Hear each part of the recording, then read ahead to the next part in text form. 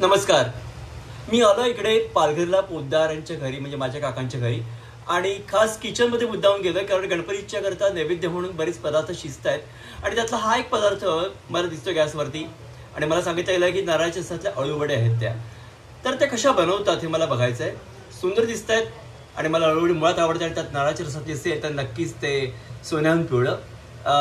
चला तर मग या गॅसवरती नक्की काय शिजतंय नेहा वहिनी, तुम्ही सांगू शकाल का? ही आहे नारळाच्या दुधातली अळूवडी.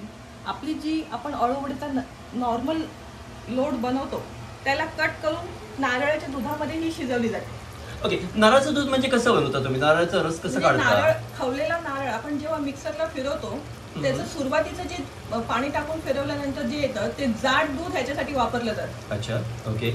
म्हणजे मला वाटतं अळूवडीची चव नक्कीच आपल्या नॉर्मल अळूपेक्षा वेगळी असणार आहे आणि एकदम कुमासेदार असणार आहे. म्हणजे गणपती करता हा पदार्थ मी नेहमीच बघितलाय की मोदकाच्या बाजूला अळूवडीचं आणि रसातल्या अळूवडीचं मोठं स्थान आहे आणि सुंदर दिसतंय. शिजवल्यानंतर अतिशय सुंदर दिसतंय आणि मला वाटतं ही शिळी अळूवडी पण चांगली लागेल ना? म्हणजे नक्कीच नक्कीच. म्हणजे मला वाटतं तुमची अळूवडी शिजू दे व्यवस्थित, मी खायला नक्कीच येतोय आणि मलाही आवडेल आणि तुम्हाला सगळ्यांनी आवडेल. त्यामुळे नमस्कार, विनय पोद्दार बोलतोय विनय टॉक्समधनं. नमस्कार.